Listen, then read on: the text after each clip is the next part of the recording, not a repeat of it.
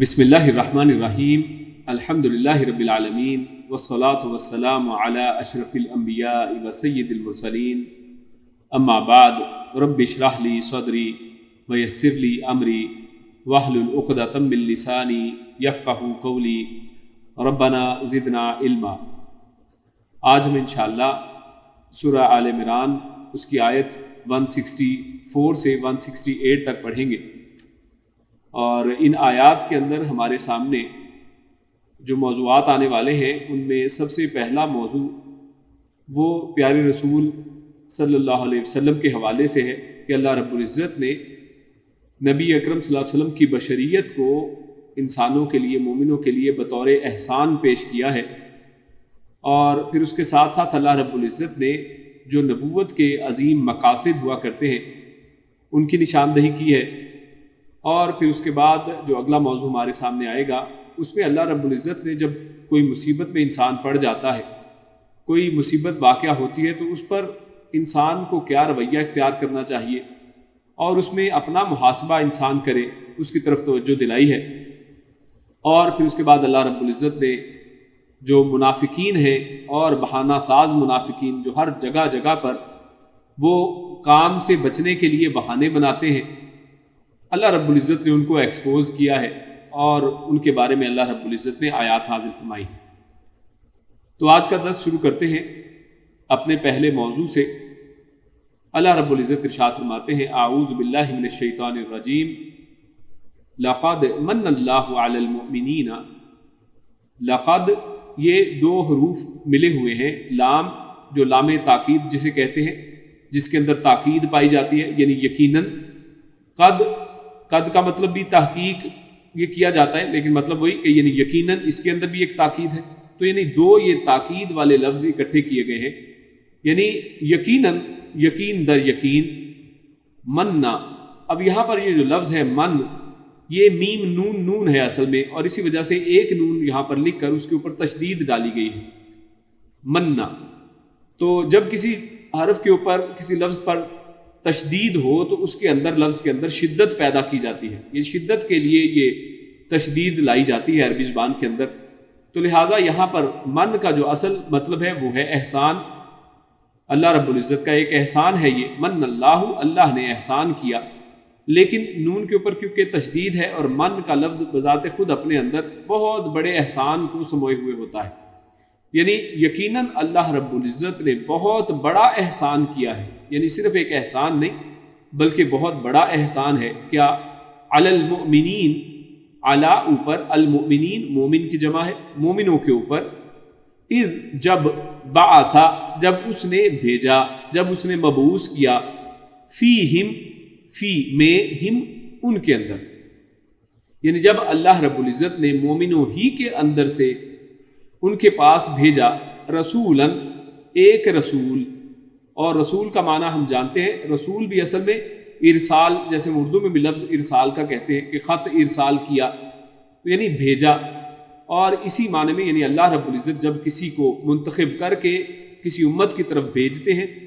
تو اس کو رسول کہا جاتا ہے، اور اسی سے رسالہ یعنی میسج جو بھیجا جاتا ہے، جو پیغام بھیجا جاتا ہے، تو اس کا معنی پیغمبر بھی کیا جاتا ہے۔ تو یقیناً اللہ رب العزت نے بہت بڑا احسان مومنوں کے اوپر کیا ہے،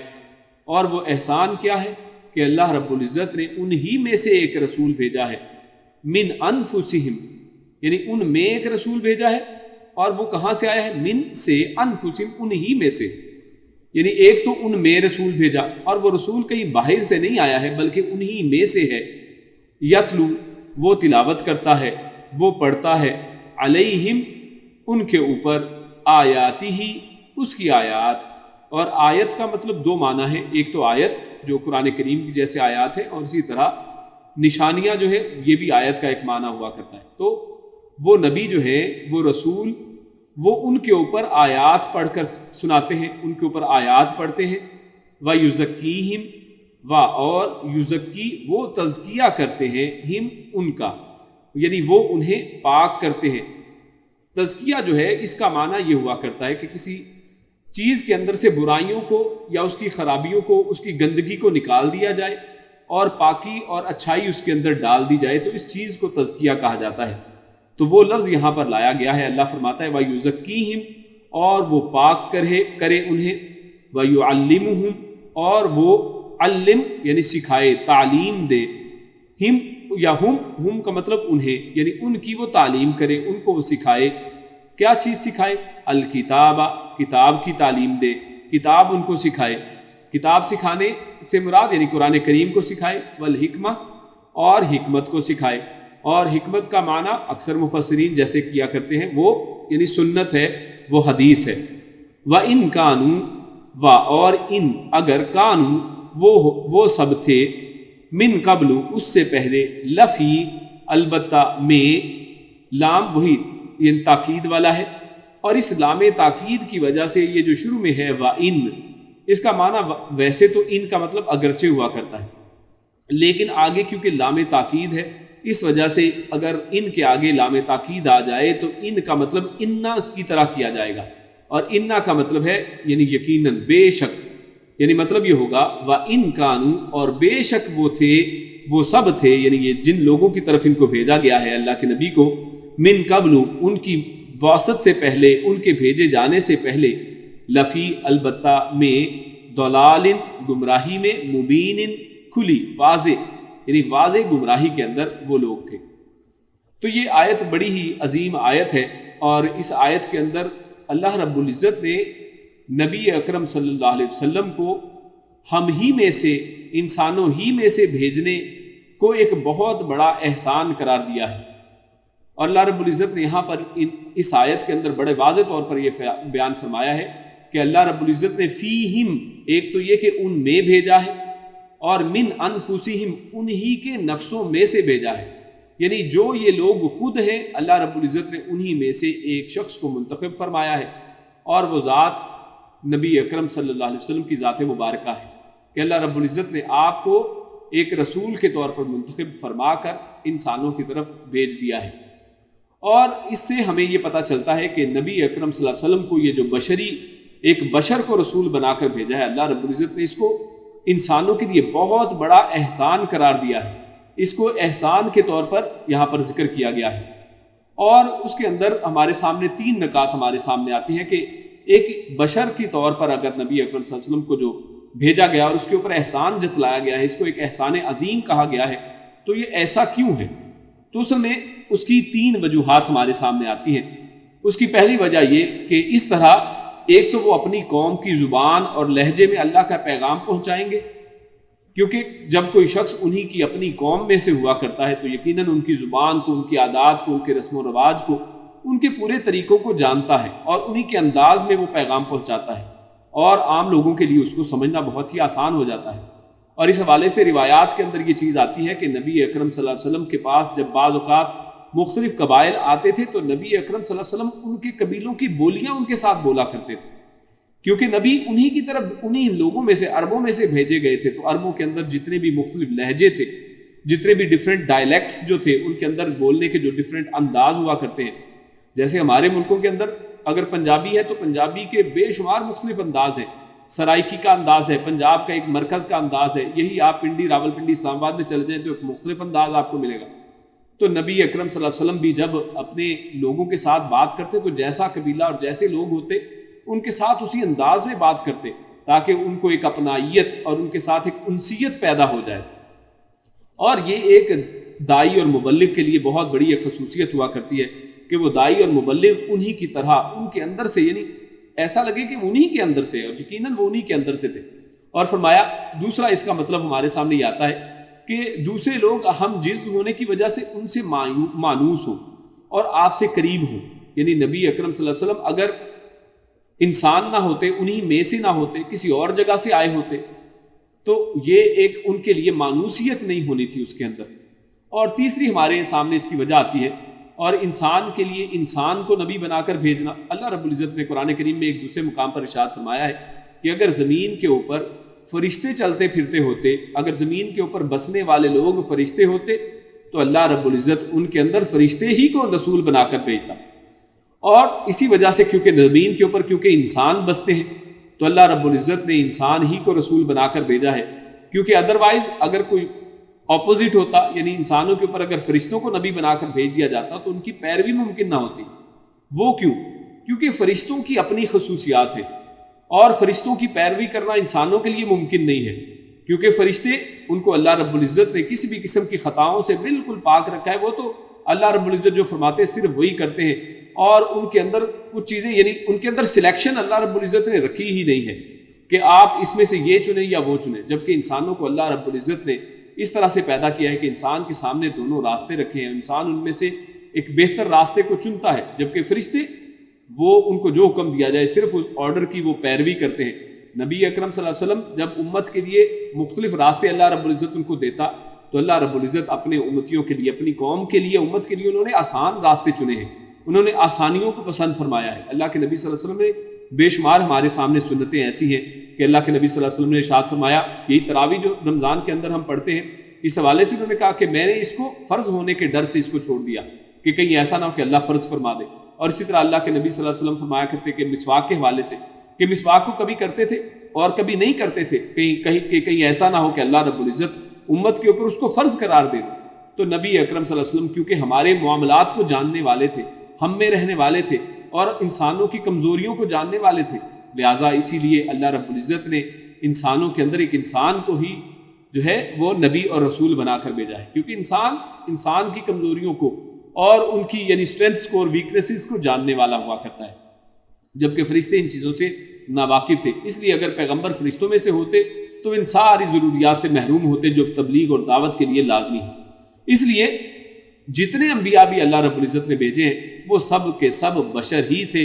اور وہ انہی کی قوموں میں سے تھے۔ اللہ رب العزت نے قرآن کریم کے مختلف مقامات کے اوپر ان کے فرمایا کہ ان کے اندر ہم نے ان کا بھائی اخوہم، یعنی لفظ وہاں پر بھائی کا استعمال کیا گیا ہے کہ ہم نے انہی کے بھائی کو ان میں سے ان کے لیے نبی کے طور پر چن لیا۔ تو یہ چیز جا بجا اللہ رب العزت نے اس چیز کو واضح فرمایا ہے، لیکن آج بہت سے افراد ہماری امت میں سے ہیں کہ جو اس چیز سے انحراف کیے ہوئے ہیں، جو اس چیز کو سمجھنے کو تیار نہیں ہیں، جبکہ قرآن کریم کے مختلف مقامات پر بشریت کو اللہ رب العزت نے خوب کھول کر بیان کیا ہے۔ اللہ فرماتا ہے وما ارسلنا من قبلک الا رجالا نوحی الیہم من اہل القری، کہ ہم نے آپ صلی اللہ علیہ وسلم سے پہلے جتنے بھی رسول بھیجے ہیں وہ رجالن، وہ مرد ہی تھے۔ وہ یعنی مرد کیا ہے؟ انسانوں کے اندر جو میل ہوا کرتے ہیں ان کو رجال کہا جاتا ہے۔ تو اللہ رب العزت فرماتے ہیں کہ وہ سب جو ہے وہ انسانوں میں سے اور مرد تھے جن پر ہم نے وحی کی۔ اور اس آیت سے، یہ جو ایک آیت ہم نے یہاں پر تلاوت کی، اس سے ایک دوسری چیز بھی ہمارے سامنے واضح ہوتی ہے کہ اللہ رب العزت نے جتنے بھی نبی بھیجے ہیں وہ سب مرد تھے، ان میں سے کوئی بھی عورت نہیں تھی۔ اللہ رب العزت نے کوئی عورت نبی نہیں بھیجا ہے۔ اس طرح اللہ فرماتا ہے وما ارسلنا قبلک من المرسلین الا انہم لیأکلون الطعام ویمشون فی الاسواق، کہ ہم نے آپ صلی اللہ علیہ وسلم سے پہلے جتنے بھی رسول بھیجے سب کھانا کھاتے اور بازاروں میں چلتے پھرتے تھے، کہ اللہ رب العزت نے کیونکہ انہی میں سے ان لوگوں کو بھیجا تھا اور وہ بازاروں میں اسی طرح چلتے تھے جیسے عام لوگ چلتے ہیں، اور وہ کھاتے پیتے تھے۔ اور جب کہ آپ لوگ جانتے ہیں کہ فرشتے نوری مخلوق جو ہے وہ کھاتی پیتی نہیں ہے، اور اس کا علم جو ہے ہمیں قرآن کریم کی ایک آیت سے ملتا ہے جس میں اللہ رب العزت نے بار بار یہ آیات قرآن میں نازل فرمائی ہیں۔ اللہ فرماتا ہے کہ جب ابراہیم علیہ السلام کے مہمان ابراہیم علیہ السلام کے پاس آتے ہیں تو ابراہیم علیہ السلام ایک بھونا ہوا بچڑا ان کے سامنے وہ پیش کر دیتے ہیں اور ان کو کہتے ہیں کہ آپ کھاتے نہیں ہیں، آپ کھانے کے لیے آگے ہاتھ کیوں نہیں بڑھاتے ہیں؟ تو وہ کہتے ہیں کہ ہم فرشتے ہیں اس لیے ہم کھانے کے لیے ہاتھ آگے نہیں بڑھا رہے۔ یعنی پتہ چلتا ہے کہ جو نوری مخلوق ہے، جو فرشتے ہیں، وہ کھاتے نہیں ہیں۔ تو لہٰذا اللہ رب العزت نے یہاں پر فرمایا کہ سب رسول جو بھیجے وہ کھانا کھاتے تھے، یعنی پتہ یہ چلا کہ وہ نوری مخلوق نہیں تھے بلکہ وہ کھانا کھانے والے تھے اور وہ حاجت مند تھے۔ اور خود نبی اکرم صلی اللہ علیہ وسلم کی زبان مبارک سے اللہ رب العزت نے سورۃ الکہف کے آخر میں کہلوایا ہے قل انما انا بشر مثلکم یوحی الی انما الہکم الہ واحد، کہ آپ پیارے حبیب صلی اللہ علیہ وسلم آپ کہہ دیجئے کہ میں بھی تو تمہاری طرح صرف بشر ہی ہوں، ہاں البتہ مجھ پر وحی کا نزول ہوتا ہے، یعنی بشر تو ہوں لیکن میرے اور تمہارے درمیان میں فرق یہ ہے کہ اللہ رب العزت نے مجھ پر وحی کی ہے، مجھ پر وحی آتی ہے اور مجھے رسول بنایا گیا ہے۔ تو یہاں پر ایک تو پہلا موضوع ہمارے سامنے یہ بڑا واضح ہو کر آتا ہے۔ اس کے بعد اس آیت کے جو اگلے حصے کے اندر اللہ رب العزت نے نبی اکرم صلی اللہ علیہ وسلم اور خصوصاً نبوت جو ہے اس کے 3 اہم مقاصد بیان کیے ہیں، اور ان میں سے سب سے پہلی بات اللہ نے فرمائی یتلو علیہم آیاتہ، یعنی تلاوت کرتے ہیں ان کے اوپر آیات کی۔ یعنی تلاوت کو پہلا مقصد بیان کیا گیا ہے۔ دوسرا مقصد اللہ فرماتے ہیں وَيُزَكِّيهِمْ کہ وہ ان کا تزکیہ کرے، اور تیسرا فرمایا وَيُعَلِّمُهُمُ الْكِتَابَ وَالْحِكْمَةَ اور ان کو کتاب و حکمت کی تعلیم دے۔ تو ایک بڑی اہم بات یہاں سے پتہ چلتی ہے وہ یہ کہ تلاوت کی کتنی اہمیت ہے۔ حالانکہ اللہ نے جو فرمایا وَيُعَلِّمُهُمُ الْكِتَابَ وَالْحِكْمَةَ تو کتاب کی تعلیم کے اندر تلاوت کی تعلیم یعنی اس کے اندر شامل ہے۔ یعنی جب کسی کو قرآن کریم یعنی کتاب جو ہے، کتاب جس سے مراد قرآن ہے، اس کی تعلیم دی جاتی ہے تو اس کا آغاز اصل میں قرآن کریم کی تلاوت ہی سے ہوتا ہے۔ لیکن اللہ رب العزت نے اس آیت کے اندر تلاوت کو الگ سے ذکر کیا ہے، اور تلاوت کو الگ سے ذکر کر کے ہمارے سامنے اس تلاوت کی اہمیت کو یہاں پر اجاگر کیا گیا ہے کہ حالانکہ چاہتے تو تلاوت کو وہاں پر چھوڑ دیتے، اگر کتاب کی تعلیم ہی کو ذکر کر دیا جاتا تو تلاوت اس کے اندر شامل تھی، لیکن یہاں پر تلاوت کو علیحدہ سے ذکر کیا گیا ہے تاکہ اس نقطے کی اور اس تلاوت کی وضاحت ہو جائے اور پتہ چل جائے کہ تلاوت بجائے خود ایک مقدس اور نیک عمل ہے۔ یعنی تلاوت کرنا قرآن کریم کی، اب یہاں پر ایک اور اہم بات کو سمجھنے کی ہے، وہ یہ کہ بعض آج ہماری امت کے اندر، ہمارے مسلمانوں ہی میں ایسے لوگ موجود ہیں جن کا یہ خیال ہے، یہ ان کی اپنی عقل کی بات ہے، صرف قرآن و حدیث سے خالی یہ بات ہے، اپنی ان کی خواہش نفس ہے، وہ یہ کہتے ہیں کہ قرآن کریم کو صرف سمجھ کے ہی پڑھنا چاہیے، اور اگر سمجھنے کے علاوہ اگر انسان تلاوت کرتا ہے تو یہ درست نہیں ہے، اور وہ اس کو ایک گھٹیا اور عام چیز سمجھتے ہیں، اس کو وہ کچھ اہمیت نہیں دیتے ہیں، اور تلاوت کو کوئی چیز نہیں سمجھتے ہیں کہ تلاوت انسان جب کرے تو ایسی کرے کہ جناب اس کو سمجھ میں آنی چاہیے۔ تو یقیناً اللہ رب العزت نے قرآن کریم کو انسانوں کی ہدایت کے لیے بھیجا ہے، اور اللہ رب العزت خود اسی آیت میں فرماتے ہیں وَيُعَلِّمُهُمُ الْكِتَابَ کہ وہ کتاب کی ان کو تعلیم دے، یعنی کتاب کے اندر کیا لکھا ہے اس کے مفاہیم کو سمجھا جائے، اس کی تفسیر کو سمجھا جائے اور اس کے معنی اور مطلب کو جانا جائے۔ لیکن جب تک انسان کو معنی اور مطلب نہیں آتا ہے، انسان اس کی کوشش کرتا رہے، اور جیسے ہماری یہ دروس کا سلسلہ اور اسی طرح بے شمار دنیا کے اندر داعیان اسلام، علماء اسلام جو ہیں وہ اس کام کے اندر لگے ہوئے ہیں کہ امت کے اندر، مسلمانوں کے اندر اس قرآن کریم کی تعلیم کو عام کیا جائے، اور قرآن ہم سے کیا بات کرنا چاہتا ہے اس کو سمجھایا جائے، سمجھا جائے، اور یہ ایک بذات خود سے علم ہے۔ لیکن اس کا مطلب ہرگز یہ نہیں ہے کہ قرآن کریم کی تلاوت خالی یعنی بغیر اس کو سمجھے تلاوت کرنا وہ بالکل کوئی بیکار چیز ہے، یہ بالکل ایک کم علمی کی بات ہے۔ یہ قرآن کریم کے اندر جو ہے جن کا علم نہیں ہے، جو قرآن کریم کو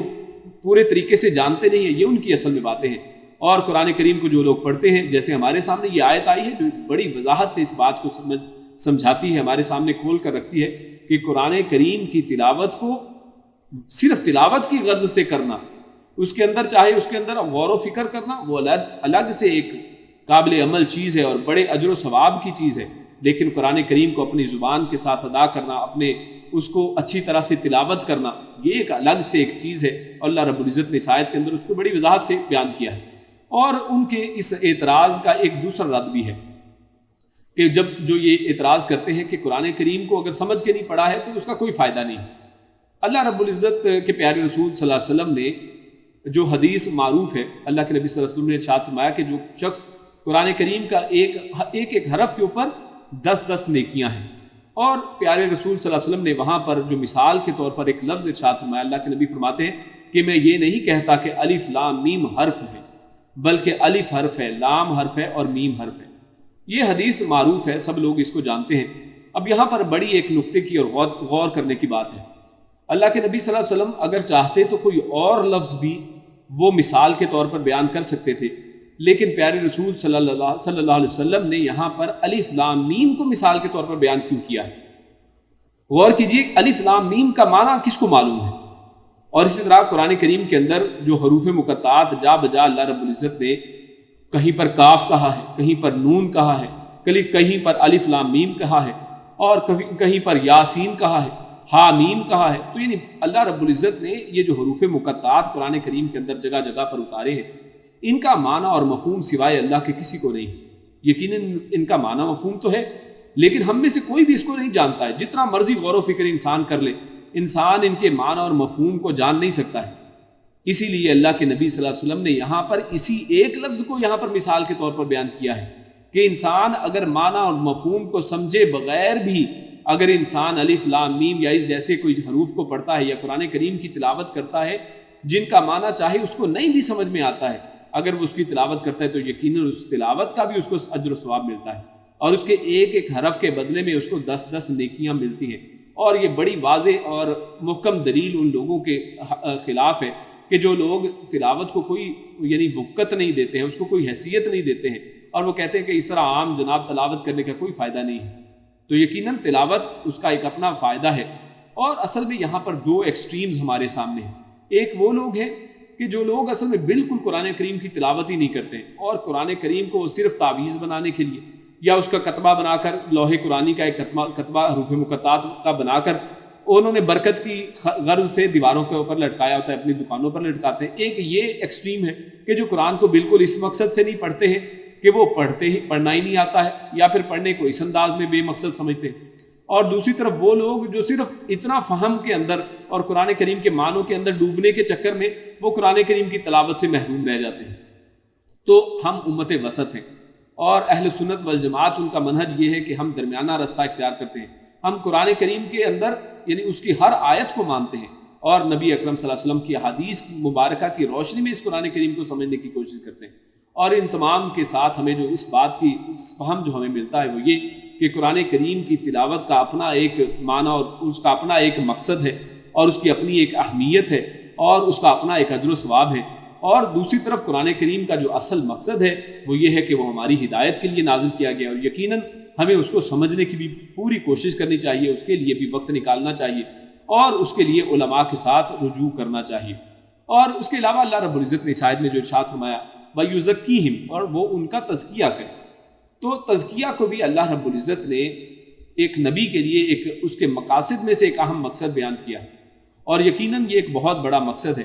کہ نبی کس طرح سے اپنی امت کا تزکیہ کرتے ہیں۔ کہ نبی اکرم صلی اللہ علیہ وسلم نے، جیسے ہمارے سامنے ہے کہ نبی اکرم صلی اللہ علیہ وسلم نے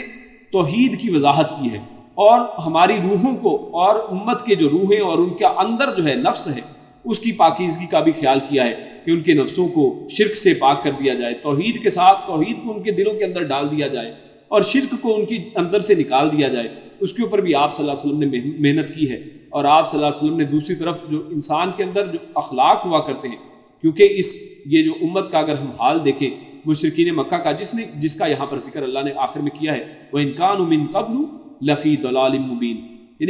جو اس سے پہلے یہ پوری جو مشرکین مکہ تھے یا پوری جو انسانیت تھی وہ ایک کھلی گمراہی کے اندر تھی۔ یہاں پر ایک اہم نقطہ اس کے اندر بھی ہے، اور دیکھیے کہ کیا یہ کفار مکہ جو تھے، یہ مشرکین مکہ، کیا یہ بالکل گمراہ قسم کے لوگ تھے؟ کیا ان کے اندر کوئی علم نام کی کوئی چیز نہیں تھی؟ کیا یہ بالکل بیوقوف لوگ تھے؟ ایسی بات نہیں ہے۔ یہ لوگ اتنے بڑے شاعر تھے کہ ان کے اندر نثر موجود نہیں تھی۔ انسان اگر ہم آج اپنے لٹریچر کا مشاہدہ کریں تو انگلش اور جتنی بھی زبانیں ہیں ان سب کے اندر جو لٹریچر ہے اس کے اندر نثر آپ کو ملتی ہے، جس کے اندر سٹوریز ہیں اور ناولز ہیں اور یہ چیزیں لکھی جاتی ہیں، اور شاعری بھی ملتی ہے، اور نثر سے زیادہ مشکل شاعری ہوا کرتی ہے۔ اور یہ لوگ تو اپنے ایک ایک بات کو شاعری کے اندر کیا کرتے تھے۔ ان میں اتنے بڑے شعراء تھے کہ کئی دن وہ اپنا دیوان زبانی پڑھ سکتے تھے، اور اتنی لمبی چوڑی باتیں۔ اور اسی طرح ہم آگے سورہ مجادلہ کے اندر دیکھتے ہیں کہ حضرت خولہ جو تھی وہ نبی اکرم صلی اللہ علیہ وسلم کے پاس جب اپنا ایک معاملہ لے کر آتی ہیں تو اللہ کے نبی کے سامنے اپنا معاملہ شعر و شاعری کی شکل میں رکھتی ہیں، اشعار کی شکل میں وہ یہ سارا معاملہ ان کے سامنے رکھتی ہیں۔ ایسے قسم کے یہ لوگ تھے۔ اس کا مطلب ہے بیوقوف تو نہیں تھے، لیکن ان کو یہ دوسرا علم تھا، اور جو اصل میں جس کو اللہ رب العزت نے کھلی گمراہی کہا ہے، جو چیز کتاب و حکمت سے قرآن کریم جس کی روشنی میں جو چیز نہ ہو، جو سنت مطہرہ کی روشنی میں نہ ہو، تو اللہ رب العزت اس کو کہہ رہے ہیں کہ یہ اصل میں کھلی گمراہی ہے۔ اور اس سے یہ بھی پتہ چلتا ہے کہ اگر آج کے یہ جو علوم لیے جائیں، کوئی انجینئر ہے، کوئی ڈاکٹر ہے، کوئی پی ایچ ڈی کسی نے کر رکھی ہے، کوئی کسی فن میں ماہر ہے، کوئی کسی فن میں ماہر ہے، یہ سب اگر قرآن و حکمت سے خالی ہیں، اگر ان کے اندر ان کو قرآن کریم کی تعلیم نہیں ہے، اگر یہ قرآن ہی کو نہیں جانتے ہیں، اگر نبی اکرم صلی اللہ علیہ وسلم کی سنتوں کو نہیں جانتے ہیں، تو اصل میں یہ سارا علم کے باوجود یہ لوگ اصل میں جہلا ہیں، یہ اصل میں کھلی گمراہی کے اندر ہیں۔ ہاں، اگر ان کے ساتھ ساتھ انسان اگر دنیاوی علوم کو بھی حاصل کرتا ہے اور دنیا کا نفع حاصل کرنے کے لیے یا دین کی خدمت کے لیے اگر یہ علوم کو بھی حاصل کرتا ہے تو اس میں کوئی حرج والی بات نہیں ہے۔ تو اللہ رب العزت نے یہ جو نبی کا ایک مقصد اور نبوت کا ایک مقصد بیان کیا ہے، ان میں سے ایک کہ وہ تزکیہ کرے، ان کے اخلاق، اتنے گمراہ قسم کے لوگ، ان کو اللہ کے پیارے رسول صلی اللہ علیہ وسلم نے ان کا تزکیہ کیا ہے، شرک سے ان کو پاک کیا ہے، توحید کی ان کو دعوت دی ہے، اور اس کے علاوہ اللہ رب العزت کے پیارے رسول نے ان کے اندر وہ اخلاق ان کے اندر ڈال دیے ہیں کہ جن سے وہ لوگ بالکل عاری تھے۔ جو لوگ بات بات کے اوپر جھگڑنے والے تھے، اللہ کے پیارے رسول نے ان کے درمیان میں وہ اخوت کا ایک رشتہ پیدا کیا کہ جو آپ جانتے ہیں انصار اور مہاجرین کے درمیان میں ایک بہترین رشتے کی بنیاد ہمارے سامنے نظر آتی ہے۔ سچ بولنے کو ان کے اندر اس طرح سے رکھ دیا کہ کوئی شخص یہ گمان ہی نہیں کر سکتا ہے کہ کوئی اللہ کے پیارے رسول صلی اللہ علیہ وسلم کا صحابی جھوٹ بھی بول سکتا ہے۔ اللہ کے نبی نے فرمایا کہ مومن ہر کچھ کر سکتا ہے لیکن وہ جھوٹ نہیں بول سکتا ہے۔ یعنی اتنے بہترین اخلاق کو ان کے اندر ڈال کر یہ اصل میں ایک تزکیے کا ایک عمومی مفہوم ہمارے سامنے آتا ہے۔ اور اس کے بعد آخر میں جو فرمایا وَيُعَلِّمُهُ الْكِتَابَ وَالْحِكْمَةَ کہ وہ نبی ان کے اوپر ان کو کتاب کی تعلیم دیتا ہے۔ کتاب کے اندر بہت سے ایسے احکامات ہیں کہ جو بالکل مجمل ہیں، اور نبی اکرم صلی اللہ علیہ وسلم وہ وضاحت کے ساتھ اور حکمت کے ساتھ، اور حکمت سے مراد بھی یہاں پر دو ہیں۔ ایک تو حکمت وہ کہ جیسے وزڈم جس کو کہا جاتا ہے، عقل مندی کی باتیں، چیزوں کے اوپر غور و فکر کرنا، اور دوسری یہ کہ اللہ کے پیارے رسول نے ان کو غور و فکر کرنا بھی سکھایا ہے۔ نبی اکرم صلی اللہ علیہ وسلم صحابہ کرام سے اکثر یہ چیزوں کے بارے میں پوچھا کرتے تھے کہ تمہارا اس کے بارے میں کیا خیال ہے، اور نبی اکرم صلی اللہ علیہ وسلم صحابہ کرام سے مختلف قسم کے سوالات کیا کرتے تھے، اور ان کے اندر یہ دانائی ان کے اندر پیدا کرنے کی کوشش کرتے تھے، ان کی اس طرح سے ٹریننگ کرتے تھے کہ لوگ جب آیات کو پڑھیں تو ان کے معنی و مفہوم کو سمجھنے کی خود سے کوشش کریں۔ تو ایک حکمت کا معنی یہ ہے، اور دوسرا حکمت کا معنی یہ کہ نبی اکرم صلی اللہ علیہ وسلم نے احادیث مبارکہ کی شکل میں، اپنی سنت کی شکل میں ہمارے سامنے یہ حکمت کے موتی ہمارے سامنے رکھ دیے ہیں۔ اور یقیناً انسان اور پوری انسانیت، اور خصوصاً یہ جو اہل مکہ تھے اور مشرکین مکہ، وہ ان چیزوں سے بالکل عاری تھے۔ اس کے بعد ہم اگلی آیت کے اوپر چلتے ہیں، اور اگلی آیت کے اندر اللہ رب العزت ارشاد فرماتا ہے آوا، اور یہ جو پہلا حمزہ زبر ہے یہ اصل میں استفہام کا لفظ ہے، یعنی سوالیہ جملہ ہے، یعنی کیا، وا اور لما، جب اصابتکم، اصابہ یعنی یہ صابہ اصوب یعنی صاد واو با یعنی صوبن کا اصل میں مطلب ہوا کرتا ہے تیر کا اس کے نشانے کے اوپر لگنا، یعنی جب کوئی تیر اپنے نشانے پہ لگ جائے، یعنی اپنا ٹارگٹ اچیو کر لیتا ہے، اسے کہتے ہیں یعنی صوب۔ تو یہاں پر فرمایا لما اصابتکم کہ جب ان کے اوپر کوئی مصیبت آ پہنچتی ہے، یعنی ایگزیکٹلی ان کے اوپر مصیبت آ جاتی ہے، مصیبت کسی بھی قسم کی مصیبت، یعنی لما اصابتکم کہ جب واقع ہوئی تم پر کوئی مصیبت، قد یقیناً اصابتم تم نے بھی پہنچائی تھی، یعنی یہ ماضی کا صیغہ ہے کہ یقیناً تم بھی پہنچا چکے ہو، مثلیہا اس کے دگنا، اس کے مثل سے مراد یعنی جتنی مصیبت تم پر پہنچائے گی اس سے ڈبل، مثلیہا، اور مثلینی اصل میں کہتے ہیں یعنی مثل ایک مثال، مثلینی یعنی دو مثالیں، اور یہاں پر مثلینی کا نون جو ہے وہ اصل میں حذف کر دیا گیا اور اس کے ساتھ ہا کو ملا دیا گیا، یعنی اس سے دگنی، یعنی وہ مصیبت جو تم پر آئی ہے اس سے دگنی یقیناً تم نے بھی ان کو پہنچائی ہے۔ یعنی اس کا اصل میں پس منظر جنگ احد کی ہار ہے، اور جنگ احد کے اندر مسلمانوں کو جو پہنچنے والا نقصان ہے وہ اصل میں اس کے پس منظر میں کہ اللہ رب العزت فرما رہے ہیں کہ یقیناً یہ جو تمہارے اوپر مصیبت آئی ہے جنگ احد کی شکست کی شکل میں، تو یقیناً اس کے اندر آپ اس سے ڈبل مصیبت، ان سے ڈبل جو نقصان ان کفار مکہ کو بدر کے اندر پہنچا چکے ہیں۔ کل تم نے کہا انا ھذا، یعنی جب تمہارے اوپر یہ مصیبت آئی تو تم نے یہ کہا کہ یہ کہاں سے آ گئی، یعنی تم اس کو ایکسپیکٹ ہی نہیں کر رہے تھے۔ انا یعنی کہاں سے، ھذا یہ کہاں سے یہ آئی۔ کل آپ فرما دیجئے ہوا من عند انفسکم، ہوا یعنی وہ مصیبت جو آئی ہے، من سے اندی پاس، انفسکم انفس نفس کی جمع ہے، کم تمہارے، یعنی وہ تمہارے نفسوں ہی کی طرف سے ہے۔ جو تمہارے اوپر آج جو مصیبت آن پہنچی ہے یہ تمہارے اپنے نفسوں کا کیا دھرا ہے، یعنی تم اس کے اندر اپنا محاسبہ کرو، اپنے اندر اس کو غور و فکر کر کے دیکھو کہ تم نے اصل میں گڑبڑے کی ہے اور اس کی وجہ سے اصل میں تمہارے اوپر یہ مصیبت آئی ہے۔ ان اللہ بے شک اللہ تعالیٰ علی اوپر کل شیء ہر چیز کے اوپر قدیر قدرت رکھنے والا ہے، یعنی اللہ رب العزت اگر چاہتا تو تمہیں یہ جتوا دیتا، لیکن اللہ رب العزت نے ایک قانون بنایا ہے، اللہ رب العزت چاہتے ہیں کہ تم لوگ اس سے لرن کرو۔ وما اصابکم، وا اور ما جو، اصابکم اصابہ پہنچتی ہے، کم تم پر یعنی جو بھی مصیبت تم پر آتی ہے، یوم تمہیں آئی، یوم دن التقا کہتے ہیں یعنی ملاقات کرنے کو، یہ اردو میں جو لفظ ملاقات کہتے ہیں وہی التقا، یہ اسی جیسا لفظ ہے۔ تو جس دن مڈ بھیڑ ہوئی ملاقات کی، یعنی آپس میں باہم ملے، یعنی یہاں پر یہ ملنے سے مراد جنگ کے اندر آپس میں ایک دوسرے کے آمنے سامنے کرنے کے، یعنی جب آپس میں تم جنگ کے اندر مد بھیڑ آپ کی تمہاری دونوں کی ہو گئی. الجمعانی یہاں پر جمعان یعنی دو جماعتیں، یعنی جب کفار مکہ کی جماعت اور اسی طرح مسلمانوں کی جب جماعت یہ دونوں آپس میں ایک دوسرے کے ساتھ بھیڑ گئی، فبإذن اللہ، تو اس دن جو یہ تم پر مصیبت آئی وہ کیا تھی؟ فا پس بی ساتھ اذنی، اذن سے، اذن کا مطلب مشیت، اللہ کا حکم، اللہ کی اجازت، ٹھیک ہے، اللہ کا ارادہ، اللہ کے ارادے اللہ کے حکم سے ہوا تھا.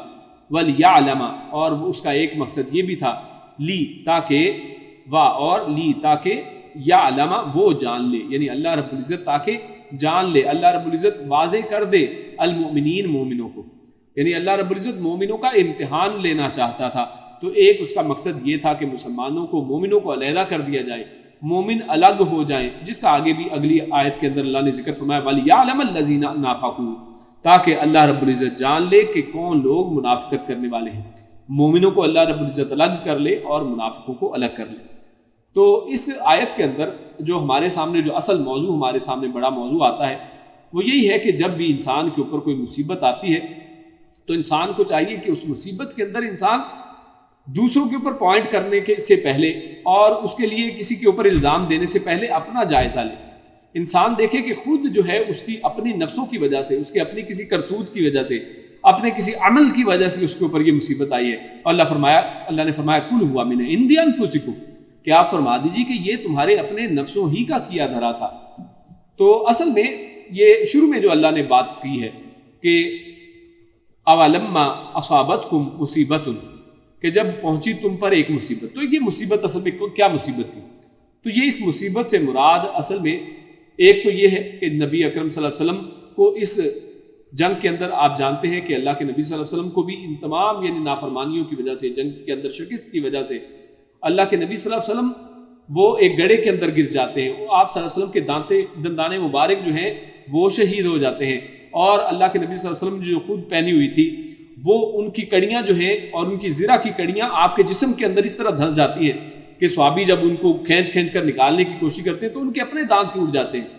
یعنی اتنا نقصان ہوا ہے. اور دوسری طرف نبی اور صحابہ کرام 70 صحابہ کرام اس جنگ کے اندر شہید ہوئے ہیں. تو یہ ایک بہت بڑا نقصان تھا، یہ بہت بڑی مصیبت والی بات تھی. یہ شکست اپنے طور پر ایک مصیبت، اور 70 مسلمانوں کا، 70 صحابہ کرام کی شہادت ایک اپنے طور پر مصیبت تھی. تو اللہ فرماتا ہے کہ یہ جو مصیبت تم پر آئی ہے قد اصبتم مثلیھا، تو یقیناً اس سے ڈبل مصیبت، ڈبل ان کے اوپر ایک مشکل میں تم اس سے پہلے کفار کو ڈال چکے ہو. اور وہ کیا تھی کہ آپ نے جنگ بدر کے اندر 70 کفار کو شہید کیا تھا، کفار کو یا جہنم واصل کیا تھا، اور 70 کو قید کر لیا گیا تھا. اور قید کرنے کو بھی یعنی قتل کرنا ہی شمار کیا جاتا ہے، کیونکہ وہ انسان کی مرضی کے اندر ہوتا ہے. انسان کا اس کے اوپر رائٹ ہے جو اس کو قید کرتا ہے کہ اس کو چاہے زندہ چھوڑے اور چاہے اس کو مار ڈالے. تو اس چیز کو یہاں پر وضاحت کی گئی ہے کہ جب تم نے وہاں پر اس چیز کو تم نے بھی تو ان کو نقصان پہنچایا تھا، تو اب تم پر بھی اگر یہ مصیبت آ گئی ہے تو اس میں تمہیں گھبرانے والی بات نہیں ہے. اور دوسرا یہ کہ تمہیں اس کے اوپر غور و فکر کرنا چاہیے کہ تمہارے اپنے نفسوں کی وجہ سے ہے، یعنی یہ تمہارے اپنے گناہوں کی وجہ سے یہ تم پر ایسا ہوا ہے. اور ان میں جو مختلف باتیں ہمارے سامنے آتی ہیں، یعنی وہ کیا کیا ریزن تھی، وہ کیا کیا گناہ تھے، وہ کیا کیا کوتاہیاں تھیں کہ جن کی وجہ سے یہ سارا معاملہ پیش آیا. تو ان میں سب سے پہلی کوتاہی یہ کہ نبی اکرم صلی اللہ علیہ وسلم کی نافرمانی کی گئی. اللہ کے نبی صلی اللہ علیہ وسلم نے جو تیر اندازوں کو ایک جگہ پر رکنے کا حکم دیا تھا تو اس کی نافرمانی کی گئی. تو یہ ایک پہلی وجہ یہاں پر ہمارے سامنے آتی ہے. اور اسی طرح دوسری صورت اس کے معنی یعنی یہ ہو سکتے ہیں کہ تمہارے فدیے کو اختیار کرنے کی وجہ سے. اور یہ فدیہ اختیار کرنا کیا تھا، اس کا ذکر ہمارے سامنے حضرت عمر بن خطاب رضی اللہ تعالیٰ عنہ کے بیان سے ملتا ہے کہ عمر بن خطاب فرماتے ہیں کہ بدر کے دن مسلمانوں نے فدیے کے لیے فدیہ لے کر جن کفار کو چھوڑ دیا تھا اس کی سزا میں اگلے سال ان میں سے 70 مسلمان شہید کیے گئے. یعنی پچھلی دفعہ کیا ہوا تھا، جنگ بدر کے اندر 70 کفار کو قیدی بنا لیا گیا تھا، اور اب ان قیدیوں کو ہم نے جو مسلمانوں نے فدیہ دے کر چھوڑ دیا تھا، تو اصل میں ان فدیہ دے کر ان کو چھوڑنا یہ اس کی سزا کے اندر اتنے ہی مسلمانوں کو جنگ احد کے اندر شہید کر دیا گیا ہے.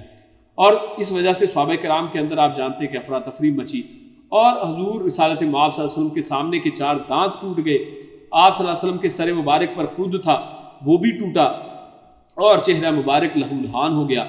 اور اس کا بیان جو ہے اللہ رب العزت نے اصل میں اس آیت میں کیا ہے، یعنی اس سے مراد اصل میں یہ تمام نقصانات ہیں۔ تو یہ چیز ہمارے سامنے آتی ہے کہ کس طرح سے نقصان ہوا، کیوں؟ مسلمانوں کے اپنے ہی کیے دھرے کی وجہ سے۔ اور اللہ فرماتا ہے وما اصابکم، کہ جو بھی، یعنی اس سے اگلی آیت میں جو اللہ نے 166 میں فرمایا وما اصابکم یوم التقى الجمعان فباذن اللہ، کہ اللہ رب العزت نے اس جنگ احد کے اندر جو کچھ بھی، جو تکلیف تمہیں پہنچائی، یہ سب کے اندر اللہ رب العزت کا اذن شامل تھا، اللہ رب العزت کی مشیت اس کے اندر تھی، اللہ رب العزت کی حکمت اس کے پیچھے تھی، اور اللہ رب العزت اس کے اندر سے کچھ مقصد چاہتے تھے۔ اللہ رب العزت نے اسی مقصد کو یہاں پر اس آیت کے اندر بھی آخر میں بیان کر دیا ہے، اور اگلی آیت میں بھی اللہ رب العزت نے اس کے شروع میں بیان کیا ہے کہ اس کا مقصد یہ تھا کہ اللہ رب العزت مومنوں کو جان لے، مومنوں کا امتحان لے لے، اور اللہ رب العزت منافقوں کو ان کے اندر سے الگ کر لے۔ اور یقیناً اس کے اندر اگلی آیت میں ہمارے سامنے یہ چیز واضح ہو جائے گی کہ کس طرح سے منافق الگ کر لیے گئے تھے۔ اور یہاں پر یہ جو فباذن اللہ کہا گیا ہے کہ ہر چیز اللہ رب العزت کی مشیت اور مرضی سے ہوتی ہے، اور یہ مشیت اور مرضی ایسا نہیں ہے کہ انسان کہے کہ بھی جب انسان کو کوئی مصیبت پڑے تو انسان کہے کہ جی جناب اللہ کی مرضی، اور یعنی انسان کا دل اس کے اوپر راضی نہیں ہے اور انسان کہتا ہے بس اللہ کی مرضی ہے۔ یعنی جیسے آپ جانتے ہیں کہ بعض ہمارے ملکوں میں ایک مقولہ جو ہے وہ مشہور ہے، لوگ کہتے ہیں کہ جناب کس طرح سے تقسیم کیا جائے، کیا ہم نبی کے طریقے سے تقسیم کریں یا اللہ کے طریقے سے تقسیم کریں؟ یعنی یہ اتنی ایک عجیب سی بات کی جاتی ہے، اور کہتے ہیں کہ نبی کا طریقہ کیا ہے جناب تقسیم کا، تو کہتے ہیں کہ نبی کا طریقہ تو یہ ہے کہ سب کو برابر برابر بانٹا جائے، اور پھر اللہ کی تقسیم کا طریقہ کیا ہے کہ جناب کسی کو زیادہ دے دیا، کسی کو تھوڑا دے دیا، کسی کو لات مار کر بھگا دیا، اور کسی کو کچھ بھی نہیں دیا۔ تو یہ اللہ کا طریقہ ہے۔ تو یہ ایک بڑی ہی بےہودہ قسم کی مثال اللہ رب العزت کے لیے دی جاتی ہے، اور اس چیز کے اندر یہ کہا، یعنی یہ سمجھایا جاتا ہے، یہ سمجھا جاتا ہے کہ اللہ رب العزت اپنی مرضی سے جو مرضی کرتے رہتے ہیں، اور شاید اس کے اندر کوئی حکمت نہیں ہوتی ہے۔ نہیں میرے بھائیو، اللہ رب العزت کی جو مشیت ہے اس کا مطلب یہ ہے کہ اللہ رب العزت کی جو اذن ہے، اس کی مشیت، اس کی مرضی، وہ ایسا نہیں ہے کہ جیسے کسی سر پھرے کسی کی مرضی ہوتی ہے کہ جناب جو مرضی چاہے کرے، ایسا نہیں ہے، بلکہ اللہ کی مرضی حکمت سے خالی نہیں ہوتی، اس کی ایک ایک چیز حکمت کے ساتھ ہے، اور وہ حکمت کے ساتھ ہر کام کرتا ہے۔ اور ہمارے معاشرے کے اندر جو انسان مختلف اقوال بولتا ہے اس حوالے سے، یعنی انسان اپنا بڑا سا مسکین قسم کا منہ بنا لیتا ہے اور کہتا ہے کہ بس یہ اللہ کی یہی مرضی تھی، یعنی وہ اصل میں اس چیز کو حکمت والا نہیں سمجھتا ہے، اور سمجھتا ہے کہ جناب یہ ہونا تو نہیں چاہیے تھا، لیکن جناب اللہ کی مرضی اب کیا کر سکتے ہیں، اور بڑا برا ہوا ہے۔ بعض لوگ یعنی اس طرح کے جملے بولتے ہیں کہ جناب بہت برا ہوا، یعنی ایسا ہونا تو نہیں چاہیے تھا لیکن ایسا ہو گیا۔ یعنی ہم اس بات کو اس جملے کے ذریعے ہم یہ کہنا چاہتے ہیں کہ اللہ رب العزت کی حکمت سے خالی یہ کام ہوا ہے۔ اور بعض کا انسان اس طرح کہتا ہے کہ جناب یہ ہمارے ساتھ ہی ہونا تھا، اور ہمارے ساتھ ہی ایسا کیوں ہوتا ہے؟ تو بہت سے لوگ اس طرح کے مختلف جملے بولتے ہیں، جبکہ انسان اگر اپنے ہی ایکسپیرینس کو دیکھے تو چند دن بعد انسان اگر دیکھے، اس کے بعد بعض لوگ خود ہی یہ بات کہنے پر مجبور ہو جاتے ہیں، اور اس چیز کے اوپر اللہ کا شکر ادا کر رہے تھے کہ شکر ہے کہ جناب جو میں سوچ رہا تھا وہ نہیں ہوا، کہ اگر ایسا ہو جاتا تو یہ بہت بڑی مصیبت ہو جاتی۔ تو اس لیے ہمیں جو جملہ اس حوالے سے نوٹ کرنا ہے، اس آیت کے حوالے سے جو ہم نے سیکھنے کی بات ہے وہ یہ کہ اللہ کے فیصلوں کو قبول کرنا ہم نے سیکھنا ہے، کہ اللہ رب العزت کے جو فیصلے ہیں ان کو ہم قبول کریں، اور یہ جانیں کہ اس کے اندر کوئی نہ کوئی حکمت ہے، بلکہ ہمیں اس طرح سے کہنا چاہیے کہ الحمدللہ، کہ الحمدللہ علی کل حال، ہر حالت کے اندر ہم اللہ رب العزت کی تعریف کرنے والے ہوں، اور ہم یہ سمجھتے ہوں کہ اللہ کا کوئی فیصلہ حکمت سے خالی نہیں ہے، اور اس میں ضرور اللہ رب العزت نے کوئی بڑا مقصد جو ہے وہ اس کے اندر چھپا رکھا ہے۔ اور اس حوالے سے ایک بڑی بہترین کوٹیشن مجھے انگلش کے اندر یہ ملی تھی، اور اس کو بھی میں آپ کے سامنے شیئر کرنا چاہتا ہوں۔ اللہ رب العزت یہاں پر یہ کوٹیشن ایک بیان کی گئی ہے کہ کہتے ہیں کہ آئی ریسیو نتھنگ آئی وانٹیڈ، کہ میری جو کچھ بھی خواہش تھی میں نے اس میں سے کچھ بھی حاصل نہیں کیا ہے۔ یعنی اکثر انسان آپ کو ایسے ہی ملتے ہیں کہ جو ان کی جو خواہشات ہیں ان کے حوالے سے ان کو کچھ نہیں ملتا ہے، لیکن یہ اصل میں بہت بڑی اللہ کی رحمت ہوتی ہے جس کا یہاں پر اظہار کیا جائے۔ But I received every thing I needed, کہ اللہ رب العزت نے مجھے میری خواہشوں کے مطابق ہر چیز نہیں دی ہے، بلکہ اللہ رب العزت نے مجھے ہر وہ چیز دی ہے جو مجھے میری ضرورت کی تھی،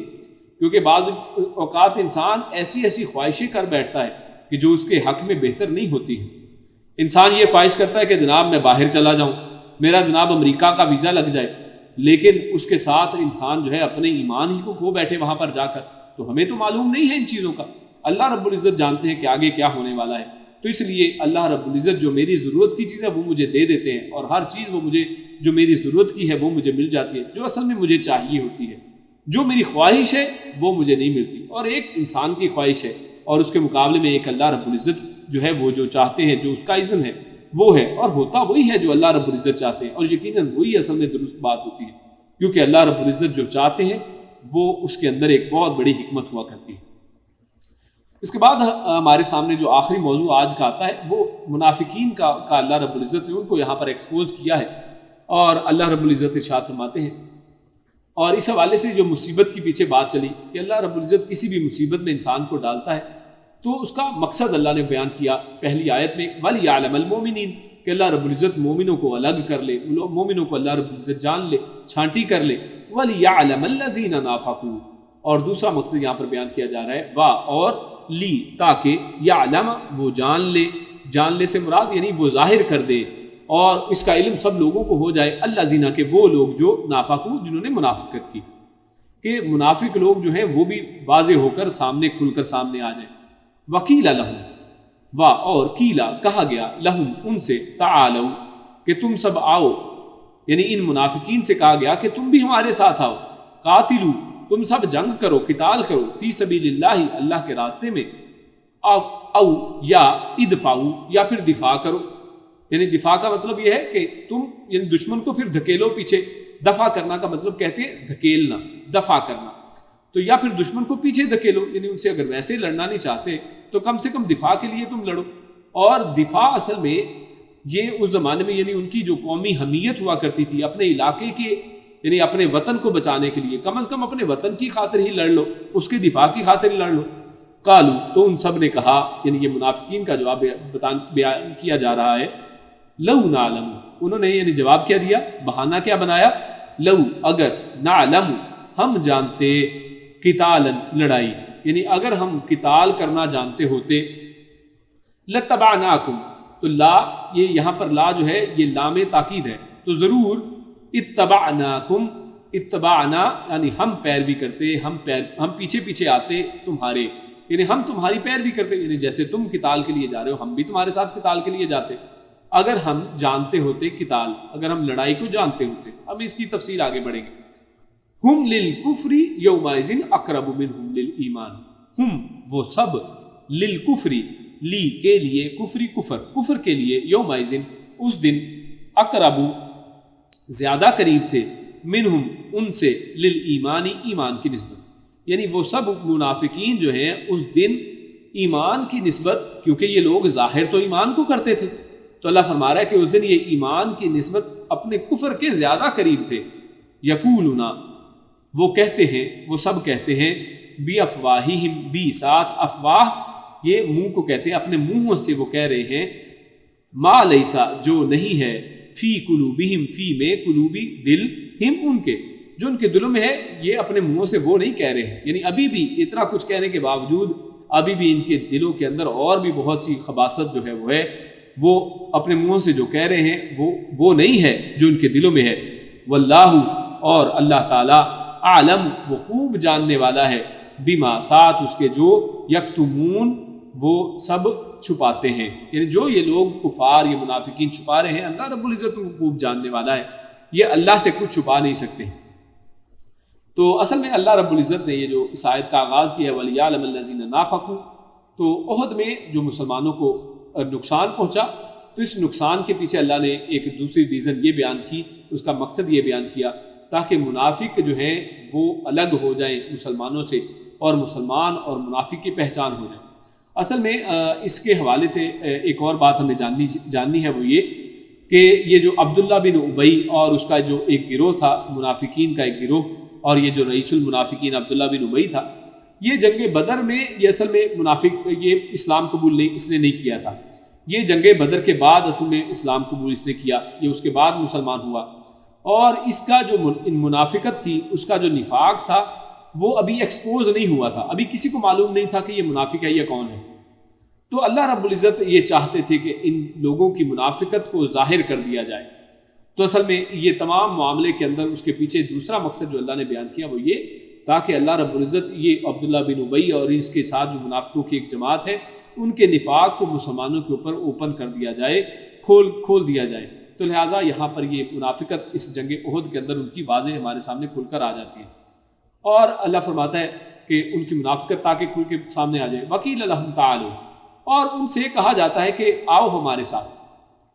قاتلوا فی سبیل اللہ او ادفعوا، کہ قتال کرو اللہ کے راستے میں یا پھر دفاع کرو، کیونکہ مسلمانوں کو تو معلوم نہیں تھا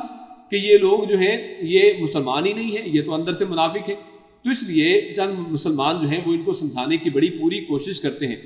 اور ان کے ساتھ پوری بات چیت کرتے ہیں، اور یہ احد یعنی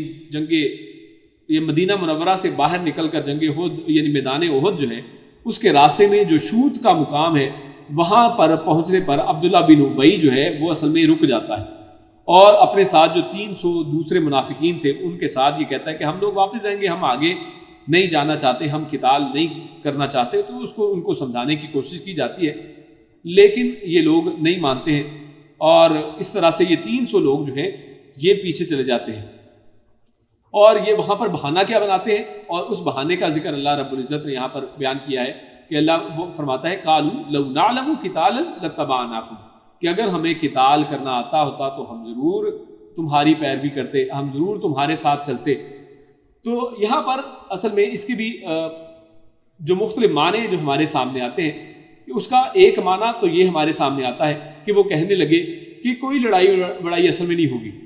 یعنی لو نعلم قتالا، یعنی اگر قتال ہونا ہو، یعنی اگر ہم جانتے ہوتے کہ آگے قتال ہونا ہے، یعنی انہوں نے پہلا اپنا گمان، اس کا ایک معنی یہ نکلتا ہے کہ ان کا یہ گمان تھا کہ آگے قتال ہوگا ہی نہیں، اصل میں لڑائی ہونی ہی نہیں ہے۔ کیوں لڑائی نہیں ہونی ہے؟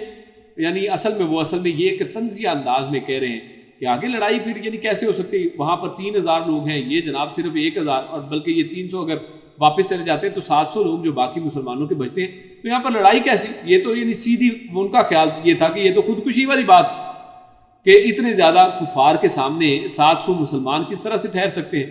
تو ان کا یعنی یہ دوسرا معنی جو ہمارے سامنے نکلتا ہے کہ یعنی یہ کس اینگل کی لڑائی ہے، یہ تو کسی حوالے سے لڑائی ہمیں نظر ہی نہیں آتی ہے، ہم تو اس کو لڑائی سمجھتے ہی نہیں ہیں، ہم تو یہ سمجھ رہے ہیں کہ یہ اصل میں ایک جو ہے بے ڈھنگ کی لڑائی ہے، یہ ان کے اندر میں کوئی تناسب نہیں بنتا ہے، ایک طرف 3000 ہے، ایک طرف 700 کے قریب چند لوگ ہیں، تو یہ جنگ کیسی؟ یہ تو اپنے آپ کو ہلاکت میں ڈالنا ہے۔ اور انہوں نے کہا کہ ہم اس لحاظ سے آپ کے ساتھ جانا نہیں چاہتے ہیں۔ اور اس کا ایک معنی جو ہے شاہ عبد القادر لکھتے ہیں رحمہ اللہ کہ یہ کلمہ انہوں نے تان کے طور پر اصل میں کہا تھا، ایک تانا دیتے ہوئے کہا تھا، کیونکہ اصل میں ان یہودیوں عبداللہ بن ابی اور ان کی جماعت اور اس طرح کے اور بعض لوگوں نے اصل میں مسلمانوں کو یہ ایک مشورہ دیا کہ جناب مسلمانوں کو باہر نکلنا ہی نہیں چاہیے، اور مسلمانوں نے اصل میں باہر نکل کر جو ہے احد کے مقام پر جا کر وہاں پر یہ جنگ کرنے کا ارادہ کیا، انہوں نے یہ مشورہ دیا۔ تو اس حوالے سے اصل میں ایک تانا وہ دے رہے ہیں کہ جناب یعنی تم نے ہماری بات مانی ہی نہیں ہے، یعنی تمہارے خیال میں تو ہمیں لڑنا آتا ہی نہیں ہے، تو جب ہمیں لڑنا ہی نہیں آتا ہے تو پھر ہم تمہارے ساتھ کیوں جائیں؟ یعنی تمہارے خیال میں تو ہمیں لڑائی کا کوئی پتہ ہی نہیں ہے۔ یعنی اصل میں ان کو لڑنا آتا تھا، ایسا نہیں تھا کہ ان کو لڑنا نہیں آتا ہے، یہ اصل میں ایک تانے کے طور پر بات کر رہے تھے، اور مطلب یہ تھا کہ مسلمان فنون حرب سے بالکل ناآشنا ہے، یعنی تمہیں خود اصل میں کچھ نہیں آتا، یعنی وہ یہ تانا مار رہے ہیں کہ تمہیں اصل میں لڑنا نہیں آتا ہے، ورنہ ہماری رائے مان لی جاتی تو مدینہ کے اندر رہ کر مدافعت کی جاتی، مدینہ کے اندر ہی ہم رہتے اور وہاں پر رہ کر دفاع کرتے۔ تو اس حوالے سے اللہ رب العزت نے ان کے یہ اقوال یعنی واضح طور پر ایک تو یہاں پر اپنی باتوں کے ذریعے یہ بات واضح کر دی، اور دوسرا وہاں سے جب مڑ کر واپس چلے گئے تو اس تمام عمل کے ذریعے سے اللہ رب العزت نے منافقوں کو یہاں پر واضح کر دیا اور منافقوں کو ظاہر کر دیا کہ اور منافق مسلمانوں سے الگ ہو گئے، اور مسلمانوں کو پتہ چل گیا کہ ایک جماعت ایسی مسلمانوں کے اندر موجود ہے جو اصل میں مسلمانوں کا ساتھ نہیں دینا چاہتی ہے، اور اس کا نقصان آپ جانتے ہیں کہ یہاں پر میدان جنگ کے اندر جا کر کسی کا ساتھ چھوڑ دینا اور راستے کے اندر چھوڑ دینا، اگر شروع میں ہی مسلمانوں کو پتہ ہوتا کہ 700 لوگ ہیں تو اس میں کوئی حرج والی بات نہیں تھی، کیونکہ مسلمان تعداد کے زور پر نہیں لڑتا ہے بلکہ ایمان کے زور پر لڑتا ہے، لیکن بیچ راستے میں چھوڑنا جو ہے یہ بہت بڑا ایک نقصان پہنچانے کی بات۔ اس حوالے سے آگے اللہ فرماتا ہے ہم للکفر یومئذ اقرب منہم للایمان، کہ اس دن وہ ایمان کی نسبت کفر کے زیادہ قریب تھے، یعنی ان کے ان تمام اعلان سے، ان کے اس طرح سے کفر کے اظہار سے جو اس کو پہلے چھپایا کرتے تھے، ایک تو یہ کہ ان کے اس اظہار کرنے کی وجہ سے آج یہ پھر ایمان مومنوں کی صف سے نکل کر کفر کی صف کے قریب پہنچ چکے تھے، ابھی بھی اپنے آپ کو کہتے تو مسلمان ہی تھے لیکن اس کے زیادہ قریب تھے۔ اور یا میں یہ مطلب لیا جا سکتا ہے کہ اس دن انہیں ایمان کی بنسبت کفر کا مفاد زیادہ عزیز تھا، یعنی کیونکہ ان کی اس حرکت سے کفار کو زیادہ فائدہ ہونے والا تھا، اور انہوں نے واپس ہو کر مسلمانوں کو کمزور کیا اور کفر کو تقویت بخشی تھی۔ کفر اس سے یعنی کبھی ہوا تھا۔ اور شاہ عبد القادر لکھتے ہیں کہ یہ کلمہ انہوں نے تان کے طور پر کہا تھا، پس اس لفظ کی وجہ سے وہ کفر کے قریب اور ایمان سے دور ہو گئے، یعنی ان اپنے جملوں کی وجہ سے بھی وہ کفر کے قریب ہو گئے اور ایمان سے دور ہو گئے۔ اور آگے جو انہوں نے فرمایا، انہوں نے کہا یقولون بافواہہم ما لیس فی قلوبہم واللہ اعلم بما یکتمون، تو اللہ فرماتا ہے یعنی بظاہر یہ کلمہ کہہ کر جھوٹا بہانہ انہوں نے بنا لیا، مسلمانوں کے سامنے ایک جھوٹی بات، منافقت والی بات کر دی، مگر جو جذبات ان کے دلوں میں چھپے ہوئے ہیں ان کا صاف طور پر اظہار وہ نہیں کرنا چاہتے تھے، اور مسلمانوں کو معلوم بھی نہیں تھا۔ دراصل یہ مسلمانوں کی ہلاکت کے متمنی تھے، یہ چاہتے تھے، یہ اصل میں کفر کا ساتھ دینا چاہتے تھے، یہ چاہتے تھے کہ مسلمان ختم ہو جائیں، لیکن انہیں یہ بات فراموش نہیں کرنی چاہیے کہ اللہ تعالیٰ ان کے دلوں کی بات سے بھی واقف ہے۔ اللہ رب العزت تو ہر چیز جاننے والے ہیں، اللہ رب العزت سب کچھ ظاہر کرنے والے ہیں۔ اور اللہ فرماتا ہے اللہ زینا قالوا لاخوانہم، اللہ زینا وہ لوگ جو قالوا جنہوں نے کہا لاخوانہم اپنے بھائیوں سے، وقعدوا اور قعدوا وہ سب بیٹھے رہے، لو کہ اگر اطاعونا اطاعو ہم اطاعت کرتے نہ، یعنی اطاعونا اگر ہماری مانتے، اطاعو یعنی وہ مانتے اطاعت کرتے نہ ہماری، ما قتلوا تو وہ قتل نہ کیے جاتے۔ کل آپ فرما دیجئے فدرؤ پس تم سب ٹال کر دکھاؤ، روک کر دکھاؤ، عن انفسکم عن سے انفسکم اپنی جانوں سے، الموت موت کو، ان کنتم اگر تم ہو صادقین سچے، یعنی اگر تم سچے ہو تو پھر تم اپنی جانوں سے موت کو ہٹا کر دکھاؤ۔ تو یہاں پر اصل میں یہ وہی عبداللہ بن ابی اور انہی کی جو جماعت ہے ان کے حوالے سے یہ اصل میں انہی کا قول ہے، جیسا کہ جابر بن عبداللہ رضی اللہ تعالیٰ عنہ وہ فرماتے ہیں کہ یہ اصل میں ان کی بات یہاں پر اللہ رب العزت نے نقل کی ہے کہ انہوں نے اپنے بھائیوں سے کہا، لاخوانی اپنے بھائیوں کے بارے میں بات کی کہ وقعدوا اور خود یعنی بیٹھے رہے، خود جنگ میں گئے نہیں، اور جو لوگ جنگ میں گئے تھے، جو مسلمان جنگ کے اندر شامل ہوئے تھے، یعنی انہی لوگوں کے جو رشتہ دار، ان کے بھائی جو تھے جنہوں نے اس جنگ کے اندر حصہ لیا اور وہاں پر شہادت ان کو نصیب ہوئی، تو یہ ان کے بارے میں کہتے ہیں کہ اگر یہ بھی ہماری طرح گھروں میں بیٹھے رہتے اور اگر یہ ہماری باتوں کو مانتے تو آج یہ قتل نہ کیا جاتے، جس کا پہلے بھی ہم پچھلے درس کے اندر ان کے بارے میں یہ پڑھ آئے ہیں۔ تو اللہ رب العزت ان کو اس کے جواب کے طور پر فرماتا ہے کل کہ اے نبی صلی اللہ علیہ وسلم آپ ان سے کہہ دیجئے فدرؤ، اور درؤ جو ہے یہ لفظ اس کا مطلب یہ ہوا کرتا ہے کہ پوری قوت کے ساتھ اپنے سے کسی چیز کو دور کرنا، اپنے اوپر سے کسی چیز کو پوری طاقت کے ساتھ ٹالنا۔ تو اللہ رب العزت یعنی پورے چیلنج کے ساتھ ان کو کہہ رہا ہے کہ اب پھر اللہ رب العزت ان کو چیلنج کرتے ہیں کہ پھر تم اپنے اوپر سے ٹال کر دکھاؤ، اس چیز کو دور کر کے دکھاؤ۔ کیا چیز؟ کہ جو تمہاری نفسوں کے اوپر موت آنے والی ہے، اب اپنے آپ کو موت سے پھر بچا کے دکھاؤ۔ یعنی تمہارا مقصد کیا یہ ہے؟ کیا تم یہ سمجھتے ہو کہ اپنے گھروں کے اندر رہ کر تم اپنی جانوں کو اس موت سے بچا لو گے؟ تو ایسا ممکن نہیں ہے کہ موت جو ہے وہ ہر ایک کو آ کر رہنے والی ہے، موت کو ٹالا نہیں جا سکتا ہے۔ اور بعض روایات میں آتا ہے کہ اس دن 70 منافقوں کی موت جو ہے ان کے گھروں میں وہیں پر ہو گئی تھی۔ یعنی یہ ایک طرف اپنے آپ کو گھر میں رکھ کر یہ چاہ رہے تھے، یہ سمجھ رہے تھے کہ آج اگر ہم اپنے گھروں میں رہتے اور اگر ہم گھروں سے باہر نہ نکلیں تو پھر ہمیں موت نہیں آ سکتی ہے۔ یعنی آج بھی جو لوگ جہاد سے پیچھے ہٹتے ہیں اور یہ سمجھتے ہیں کہ جناب یہ جو جہاد کے پیچھے لگے ہوئے ہیں یہ صرف بیوقوف قسم کے لوگ ہیں اور یہ اپنی موت کو خود پکار رہے ہیں، تو ایسی بات نہیں ہے۔ اصل میں موت تو ہر جگہ پر آنی ہے، انسان کو یہ چوز کرنا ہے کہ اس کی موت کس حالت کے اندر آئے، وہ شہادت کی موت لینا چاہتا ہے یا پھر اپنے بستر کے اوپر مرنا چاہتا ہے۔ ہر حال میں موت تو آنی ہی ہے، اور جیسا کہ ان لوگوں کو ان کے اپنے گھروں ہی کے اندر موت آ گئی۔ اور یہیں پر ہمارا آج کا درس ختم ہوتا ہے۔ اللہ رب العزت سے دعا ہے کہ ہم نے جو پڑھا سنا اس کے اوپر عمل کرنے کی توفیق عطا فرمائے۔ اللہ رب العزت ہم سب کو نفاق سے محفوظ رکھے اور ہم سب کو ایمان کی حالت میں موت نصیب فرمائے۔ اللہ رب العزت نیک عمل اور اچھی سمجھ کی توفیق عطا فرمائے۔ سبحان ربک رب العزت عما یصفون وسلام علی المرسلین والحمد للہ رب العالمین۔ جزاکم اللہ خیرا وبارک اللہ فیکم۔ السلام علیکم ورحمۃ اللہ وبرکاتہ۔